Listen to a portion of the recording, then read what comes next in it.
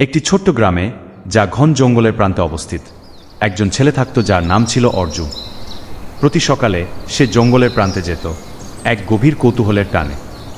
একদিন সূর্যালোকিত সকালে সে একটি আহত হাতির বাচ্চাকে খুঁজে পেল, যা একটি শিকারীর ফাঁদে আটকা পড়েছিল। বাচ্চাটির নরম চোখে ব্যথা এবং ভয়ের প্রতিফলন দেখা যাচ্ছিল। অর্জুনের হৃদয়ে সহানুভূতিতে ভরে উঠল। সে দ্রুত পানি নিয়ে এলো এবং তার ছোট্ট হাতে ফাঁদটি আলতোভাবে খুলতে শুরু করল। বাচ্চাটি অর্জুনের মমতা বুঝতে পেরে স্থির দাঁড়িয়ে রইল, তাকে কাজ করতে দিল। কিছুটা সংগ্রামের পরে ফাঁদটি অবশেষে খুলে গেল। বাচ্চাটি খোঁড়াতে খোঁড়াতে মুক্ত হল, তার চোখ কৃতজ্ঞতায় ভরে উঠল। দিনগুলো সপ্তাহে পরিণত হল এবং অর্জুন এবং হাতিটির মধ্যে বন্ধন শক্তিশালী হল, যাকে সে নাম দিল কাবি। অর্জুন খাবার নিয়ে আসত, আর কাবি তার পাল্লা ও শক্তি ভাগ করে নিত। তারা তাদের দিনগুলো জঙ্গলের রহস্যগুলো আবিষ্কার করে কাটাত।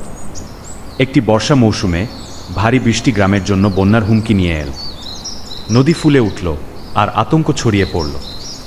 অর্জুন জঙ্গলের পথগুলো জানত, সে কাবিকে গ্রামে নিয়ে এল।